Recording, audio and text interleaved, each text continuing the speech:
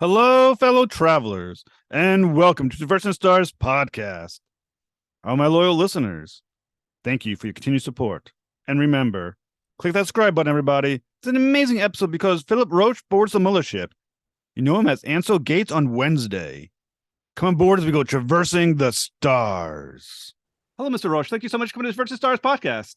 Hi there, Jeff. How are you doing? Oh, I'm doing very well. It's an honor to be with you, sir.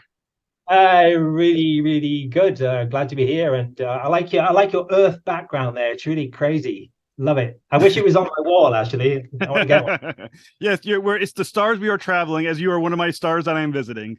Yeah.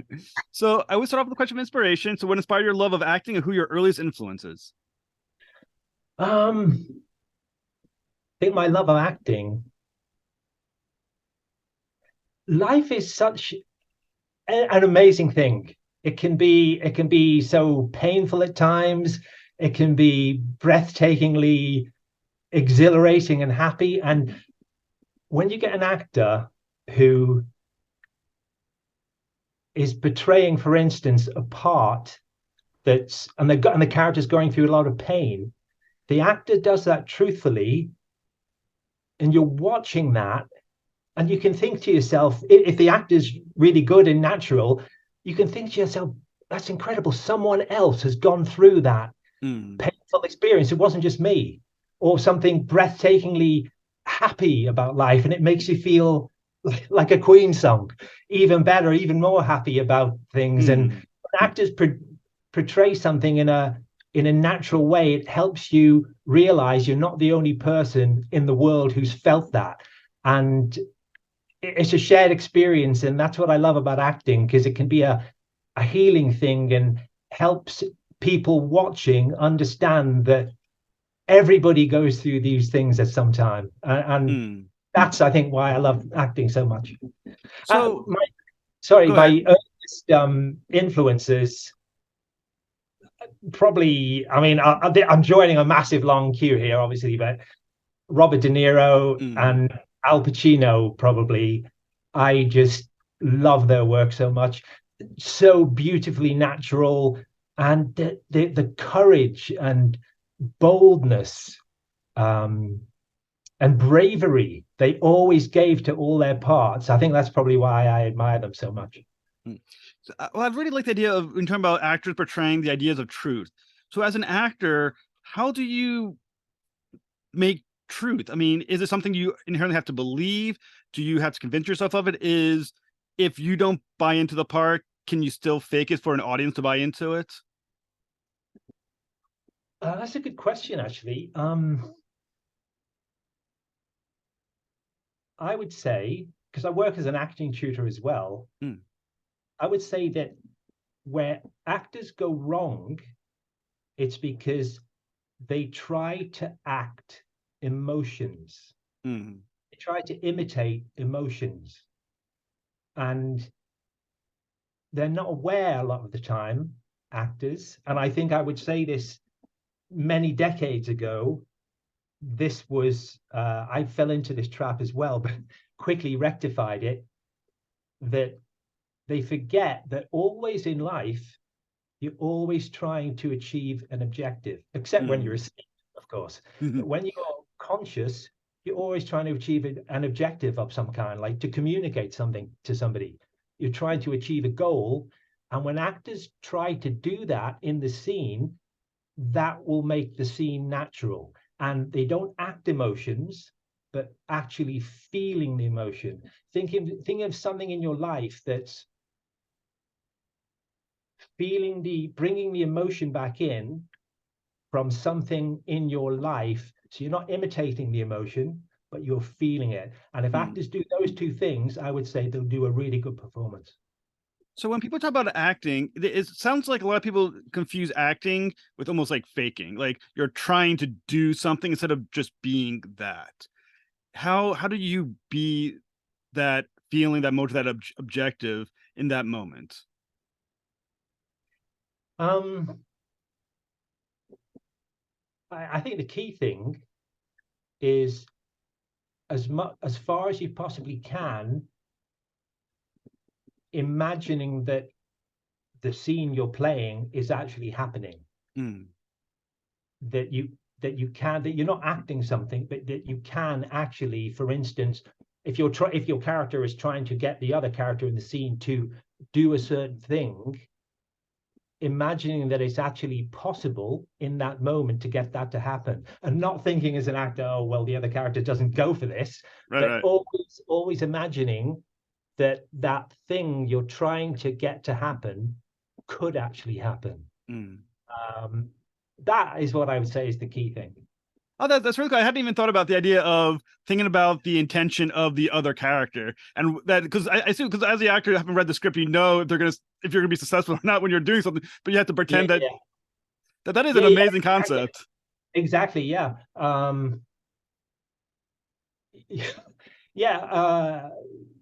It's a very simple thing, but acting should always be something, I think, that's in the moment. You don't know what's going to happen, and obviously when you do when you're acting a scene, know what's going to happen at the end, but you've got to just put that aside and always be in the moment, and then you'll be doing something natural, because in life you're always in the moment. You can't not be in the moment, so that's what you've got to try and do when you're acting, I would say. So for someone who's had a lot of experience doing things like performing Shakespeare, when you're thinking about language, how much does the language of a script affect your performance? Do you mean because Shakespeare's language is different? Through I would say it's Shakespeare, but almost like any script of how this is written, does that affect how you approach something? Well, I would really say when you get really good dialogue, that is, to me, that is the most important thing I look for in a script. I mean, maybe you get certain I've just worked with a director called Piero Messina,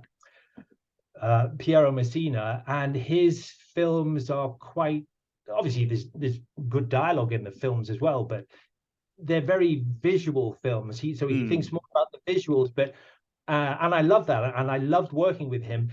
But I think that the work I love more than anything is something with great dialogue. I would to work with David Mamet, or to work on a script that David Mamet.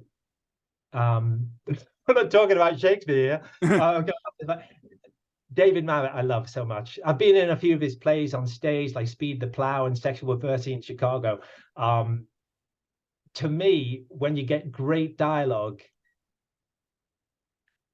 everything's just easy then. Everything's just easy, because if the actors are being truthful, everything will work and everything will flow.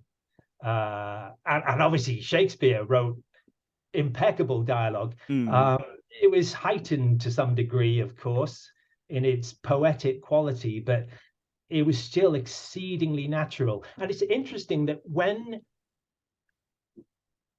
characters in Shakespeare were feeling their most intense feelings, Shakespeare would always write extremely simple language for them to express those simple, basic human things. Oh, that is absolutely awesome. So, I mean, you've had such a great experience with Shakespeare. You've actually performed in the Globe Theater. Is that correct? Yeah, that was great. I love that. It was amazing. What is it like to perform Shakespeare in the Globe Theater? The production I did was with a company called the Original Shakespeare Company, and they did a few shows at the Globe. And this particular company worked in the way that it was considered that actors in Shakespeare's time actually worked. And the key thing was this, that because they didn't have access to tons of printing presses and things like that, getting copies of the script were actually it was quite a rare thing. They couldn't just hand them out to everybody because the paper was quite valuable. So the actors, if you and I, for instance, Jeff, imagine you and I were two actors in Shakespeare's Day at the Globe, and you had a massive long speech. I would only get the last 3 words of your speech. Oh, wow. So you might have had a massive long speech of 30 lines, and it's considered from the research that this was the case. The other actor only got the last 3 or 4 words as the cue. So they're called cue scripts. So you had to, and it made the actors in Shakespeare's day listen very intently, which you should be doing, of course, Mm. when you're an actor, not just sitting there stony faced thinking, oh, when is it my line? Because obviously you want to, as a character, you want to know what the other character says, but they were listening for their cue as well. Oh yeah, I recognize those 3 words. I know I've got to come in with my line now. So it was a fascinating way to work. But regarding actually working in the globe, in the Shakespeare's Globe itself, um, it's fascinating when you consider how that um, building was constructed, because Mm. Shakespeare's Globe, and I think they tried the Globe in London to emulate how Shakespeare's theatre was as precisely as possible. It holds 1,500 people, which is a pretty big audience. Mm. But because it was basically a sphere, the whole theatre was a globe or a sphere, even the people who were furthest away from the stage weren't really that far away. They weren't really that far away. It was a brilliantly constructed theater. Yeah, that's absolutely awesome. Does it change your performance knowing that the audience is that close to your stage? It makes it more exhilarating, I think. And whenever I mean, I saw so many amazing productions myself, most of which Mark Rylance, an incredible English actor, was in. And I would never go into one of the seats. I wasn't interested in being one of the comfortable seats. I was there mucking in there with the groundlings right at the front of the stage, just looking up in awe at these amazing actors doing incredible Mm. performances of Shakespeare. So yeah, I think it's fun for actors to be very, very near the audience. It can create a kind of frisance that makes things very exciting. Does it change how you think about your performance? Because obviously Shakespeare would have written the plays for that stage and the dynamics of that stage, the how big it is and everything like that. And obviously not every stage since has followed the same construction. Does it change how you think about it when you actually get to know this is the stage he meant, this is the space he meant to work on? Well, it's interesting in that there's something called a proscenium arch, a pros arch theatre, where the stage, it's not just flat and then the stage is there and the audience is there, but the stage actually goes into the audience. So the audience are, if you like, on 3 sides Wow. of the stage. And I think that's another really good aspect of how the Globe was designed, because I think, I mean, I don't know if Shakespeare had any say in how it was constructed. I imagine it was probably built before he was born, but I think whoever whoever it was that built Shakespeare's Globe, the very fact that they put the audience on 3 sides, so the audience was not just all round in the globe, but on 3 sides of the actual stage. And I think that was very, very clever, because it's getting the audience as near to the actors as possible. And obviously during Shakespeare's day, and I think a lot of people don't know this, during Shakespeare's day, during the performances, there was a great deal of noise and hubbub. Obviously, when we go to the theatre today, one sits there politely, quietly. You don't eat your nuts during the show and da da da da da. You be as quiet as possible so as not to disturb the actors. But during Shakespeare's day, it was just common that people would eat and drink during the show as they're watching the actors, and prostitutes used to go around kind of plying their trade, trying to get people would be selling oranges. There'd be call girls going around trying to get business. There was a lot of hubbub. So I think that that probably meant that not just good actors, but actors who could really project their voices with ease were probably very much in demand at the Globe Theatre, simply in order that the audience could hear what they were saying. So which plays in Shakespeare have you performed? I've done a few. I played Mercutio in Romeo and Juliet. I enjoyed that probably particularly actually because Mercutio is such he's so flamboyant. He loves life, and he dies tragically young because of the fight he gets into, but he's such a flamboyant character and mercurial. And I've always been a huge Freddie Mercury fan. Queen were always my favorite group, and I think I probably couldn't help putting a bit of, or at least trying to put a bit of the flamboyance I loved about Freddie Mercury into my performance of Mercutio. Mm. Uh, and it's just an astonishing character, an amazing creation from Shakespeare's mind. I played Polonius as well. He's completely different from Mercutio. Polonius, Ophelia's father in Hamlet, and I think I played the one I did at Shakespeare's Globe was a character called Essex in King John, and that was fun as well. So you also recently played Ansel Gates in Wednesday. So how do you get involved with the Yeah, project, and what interests you in the character? yeah. Yeah, it was so much fun. I just loved shooting that. We shot in Romania, and it was just so much fun.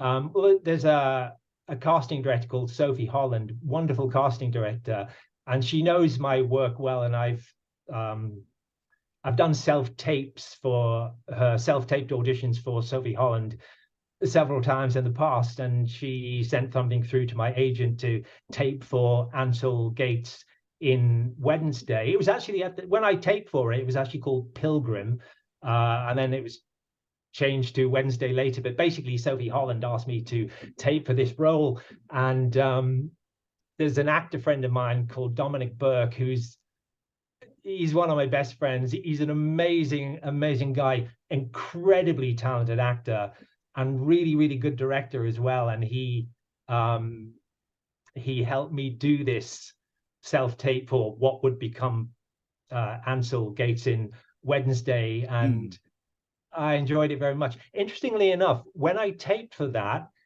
I distinctly remember my actor friend, he was a very good director, uh, saying to me, don't don't don't make this very shouty. Don't make this very shouty and aggressive.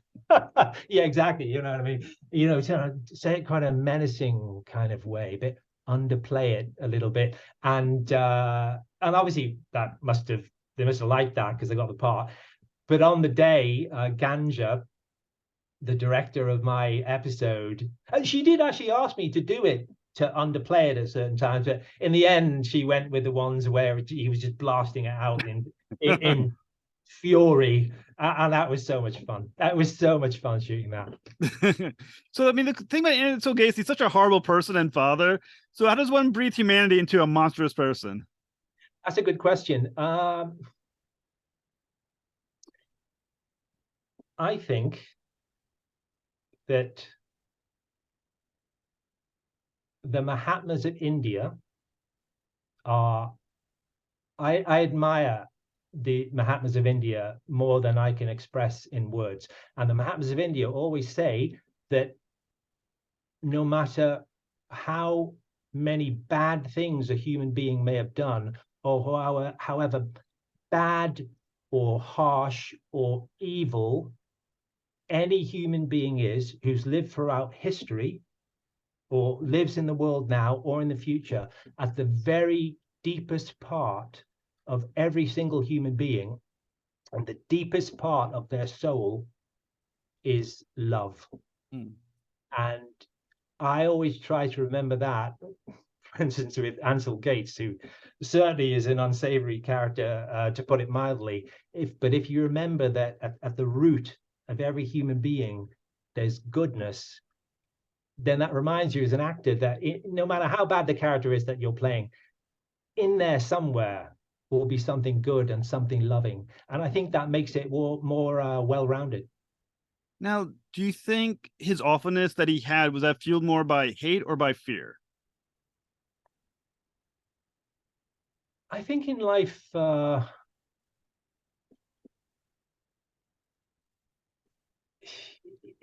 Ansel Gates he's a traditional, straight-laced type of person in the way that he would dress and hold himself and conduct himself in life. So the outcasts to him must have felt like they were kind of devils, and just decadent, crazy, insane, uh, wacky people who have no place in society. Hmm. Uh, so I think he probably would have maybe not understood or feared something about that because it was so Hmm. different from him. And therefore, I think sometimes in life, when people fear things rather than trying to understand things, they end up hating those things as well, which is a shame. But I think that's the way his mind would have worked. Now, what do you think they could have explored further in the character, or what did you explore in constructing the character for yourself with the performance? Um, to me, it was fairly straightforward. It was fairly straightforward. Uh, but what I do remember that um, when you, I felt so comfortable. I just felt so, I just loved shooting that, And it's interesting because the director was really, Ganser was really good to work with. Uh, and the actor who played my son, uh, Garrett Gates, the actor who played my son, I think it's called Lewis Hayes. I think his name is Lewis Hayes, a wonderful English actor. And he was a really great guy. And it's interesting because we were in the car before we would shoot it. I think we must have done about, well, we did a few different setups, but maybe 7 or 8 takes on each setup. It wasn't that many takes. And we'd be in the car, and obviously because Garrett was feeling terrified of me, and I was feeling this rage, and wanting him to murder the outcasts, and we'd be sitting next to each other in the car preparing for the scene like 30 seconds before we knew the cameras would be rolling. And I would be getting myself into this rage, this feeling of rage inside me, which I find quite easy actually. But I mean, you've got to, as an actor, you've got to be able to access whatever emotion you're asked to access at the time. And Lewis would be getting himself into this intense state of fear, and he just did that so beautifully.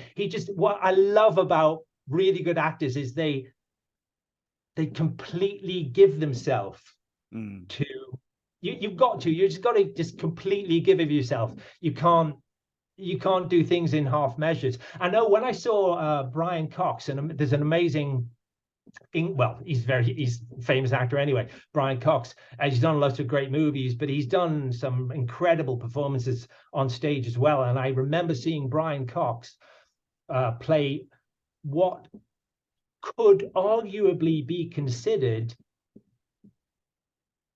maybe the most, possibly the most difficult and the most intense part in the whole of Shakespeare's canon, when he played Titus Andronicus in the Mm. play of that name. Do you know that play? Yes. Yeah. Amazing play. And his performance, I mean, the things that the character, besides so many characters in the play, the things that Titus goes through are just unspeakable. And I remember Deborah Warner, who incredible director, Deborah Warner, possibly my favorite stage director of all time, Deborah Warner. And she directed this at the Pit in London. I think it was 1987 or 88. And I remember Brian Cox talking about his performance of Titus afterwards and saying that when you're an actor, you've got to completely give of yourself. You can't give 90%. You've got to give 100%. And that's what he did in that role. And I think in everything he does. And that's one reason that performance sticks in my mind so much.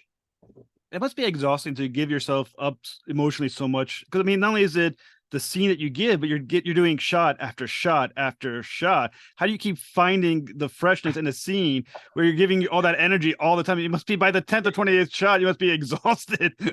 I know you mean. Again, that's a really good question, actually, Jeff. I remember actually a film I did with Antonio Banderas several years ago called Automata. And I just had one scene in that film near the beginning.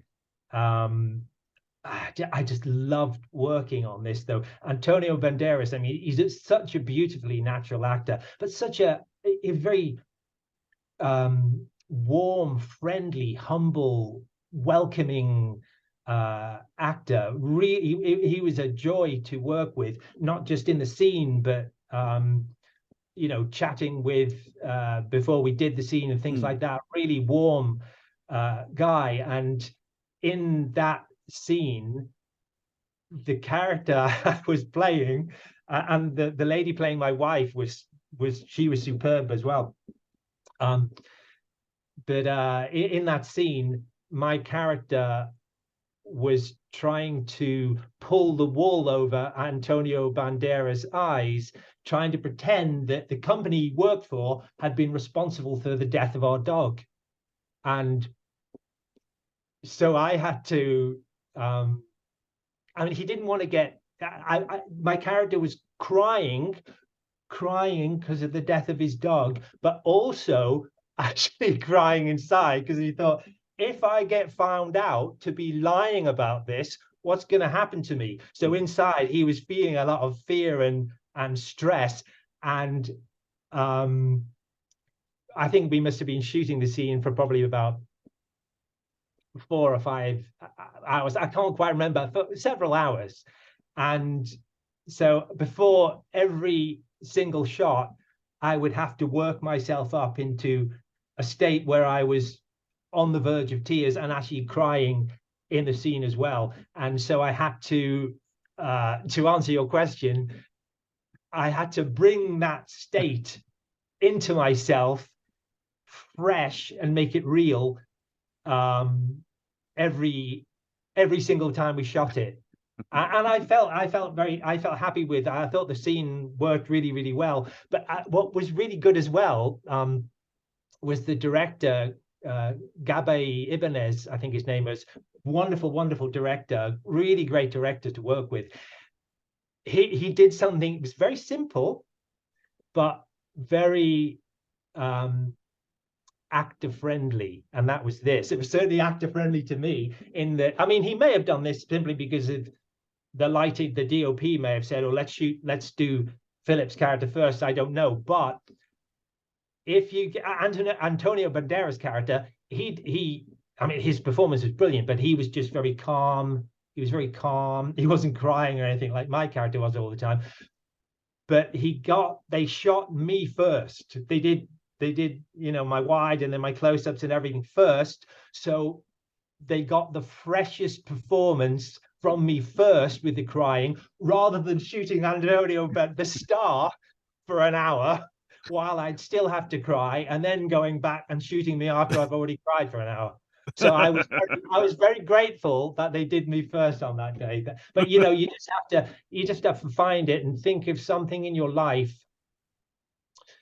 You have to think of something. Well, this is what I do. Think of something, some memory in your life that was very intense, and sometimes it could even be something happy, but just something that, I mean, in this case I was thinking of something painful, something that will bring that feeling of tears up in yourself, and you just need to block absolutely everything else out, because on set you've got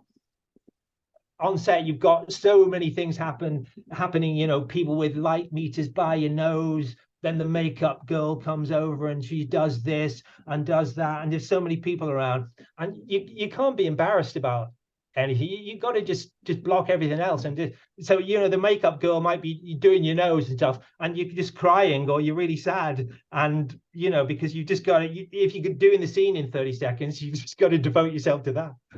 So, you know, that's great. I mean, I can't imagine what it's like to try to get yourself in that like devastated like kind of feeling in the crying, and have someone like powdering your head with powder and stuff like that. I mean, is it hard not to break character when things like that are happening around you? is it hard to do that when you've got all the cacophony of Because being... I can just imagine trying to get in that emotion, and people are like coming up to you, patting you in the face with like the powder for the makeup, got people clicking your face, to feel like you're in that moment of like intensity. I think you excuse me, you just, if you want to do a good performance, you've just got to give yourself completely to that. Interestingly enough, actually, on the subject of this, I did a film called The King a few years ago, and several of my scenes were with Timothy Chalamet, and lots of the actors, like the King's confidants and closest advisors were all together in the scenes with him. And it was interesting watching Timothy Chalamet, who's such a brilliant actor, and such a humble, warm, friendly, wonderful person. And it was really interesting watching him work, because I mean, obviously so much of the film rested on his shoulders because he was the lead part, and you see him sometimes between takes with headphones in. He'd have these little headphones in, and he'd be walking around, probably listening maybe to a song or a piece of music that really moved him. And he just devoted himself to nothing would bother him. He would always just devote himself to being able to give himself completely to what he was doing. You can't have any self-consciousness as an actor. I don't think it works if you do that. So when you're playing Ansel Gates, are you, and you're trying to think about your character, and you're do you think he loved his son? Is that part of the performance, or do you think his son was a tool of his anger or fear? Another good question. Yes, I think he loved his son.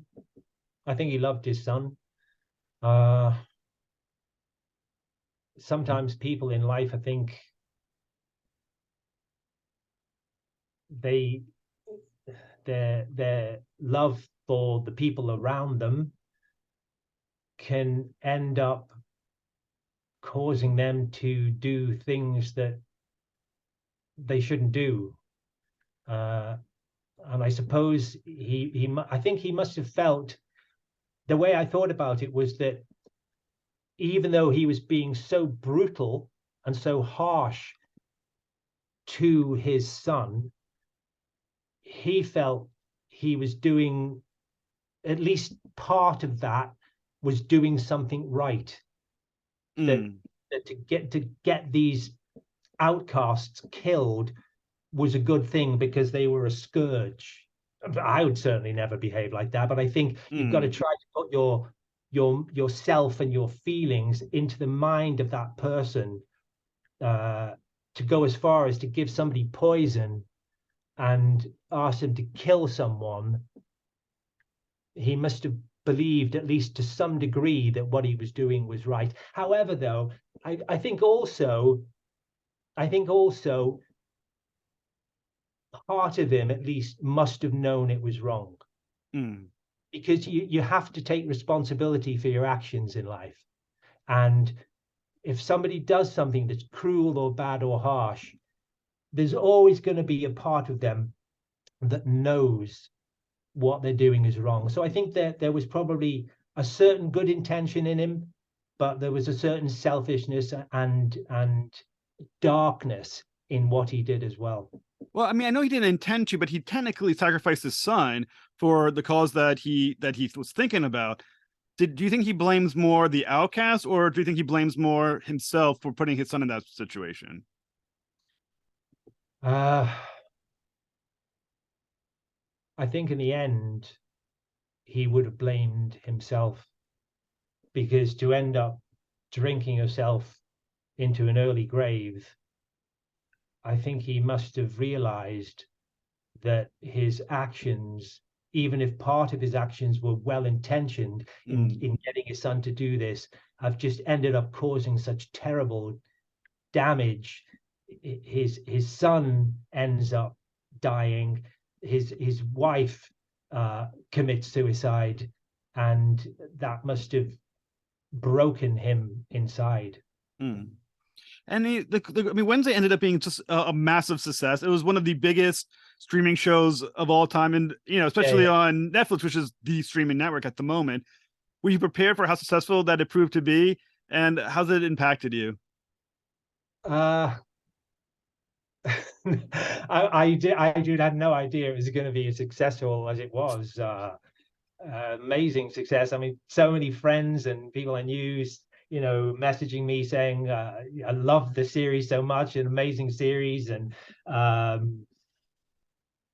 yeah, I mean, obviously I knew it was going to be good, of course, because it was Tim Burton, and I'd worked on a Tim Burton production before when I did Dumbo. So yeah, it was quite spellbinding. Just the sheer enormity of the success was pretty incredible, really. Yeah. I mean, that is absolutely awesome. Like, it was a great series. It really was. So congratulations on doing such a great job with that. You also are playing Madsen in The Railwaymen.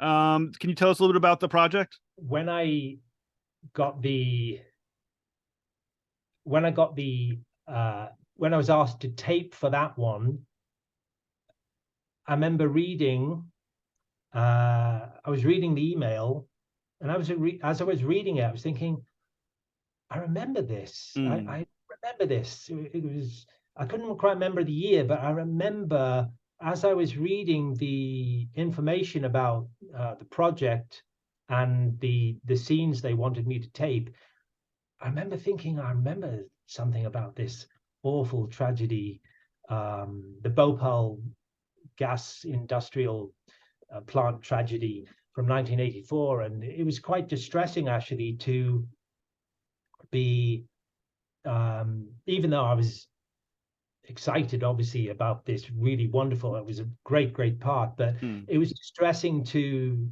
think, oh yeah, I remember that tragedy in the news when I was so much younger. And it's interesting because things like The Railwaymen,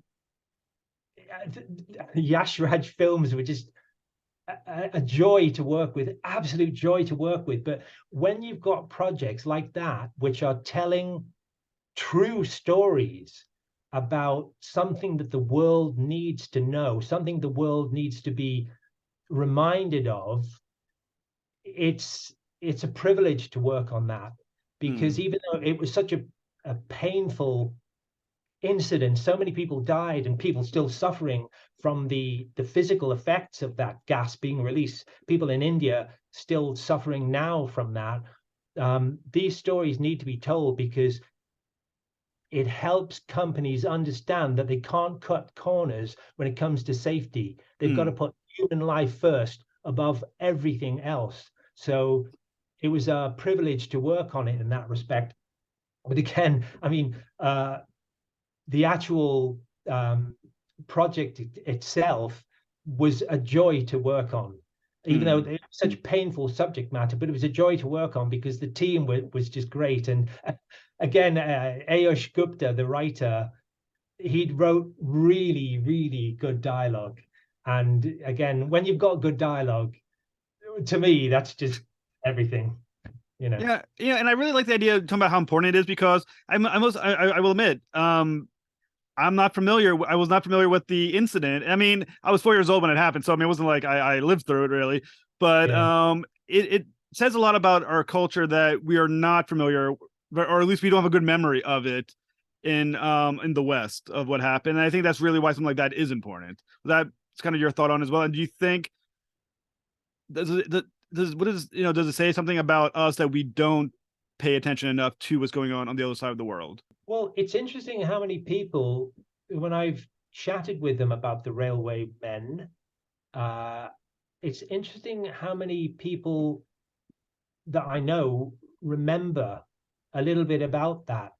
It's like I said, it's kind of fun. We were talking a little bit off air, and I was talking about Rhode Island, how we haven't barely had any snow this entire Yeah. winter. If you're living in the Northeast, right, or at least Rhode Island, and you don't believe in things like climate change, I don't know what you're thinking, because it's 50 something degrees right now, Yeah, February yeah, 20, what, first now, 20th? yeah, yeah, 20th. exactly.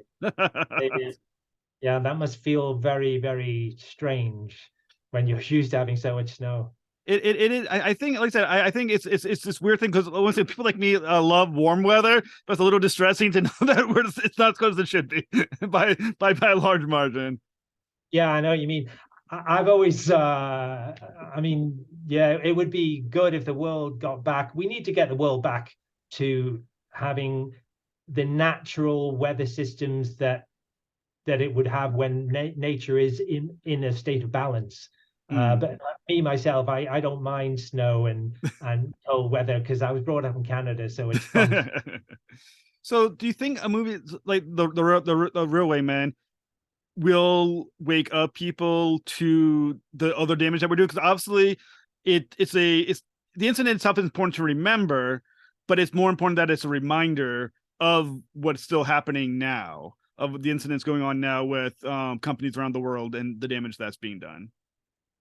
Yeah, exactly. I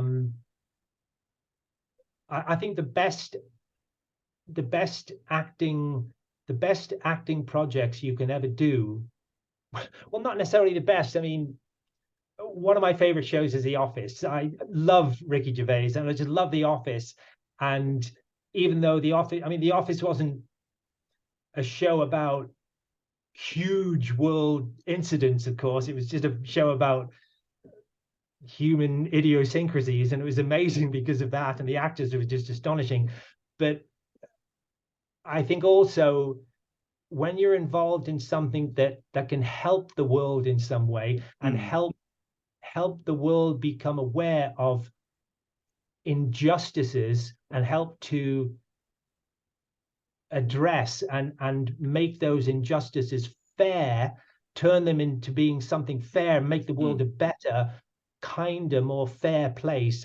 I think that's the sort of acting work that I love to do because it's a privilege to be Mm. involved in something like that. There was a show I did a few years ago called Peacemaker, which was about the um, trying to get countries to talk to each other in a way that would not create war. Mm. And I that was another project that I was really proud to be involved in because you felt, I mean, the whole series was wonderful, but the actual essence of it, the essence of Peacemaker and the Railway Men as well, was a love of people and a love of the world and a love of trying to help the world be a better place, and that's always got to be good. Mm. When can our listeners find a Railway Man? Is it going to theaters? Is it going to TV? Is it going to streaming? I think, as far as I know, I think it's going to streaming. I think it'll be sometime in June, July. I Mm. think that's when it's estimated, but don't quote me on that. No worries. Sir, I want to thank you so much for talking with me. You've been absolutely awesome. And I hope It's our been great. listeners check out the Railway Man. Thank you so much. Thanks so much. Take care.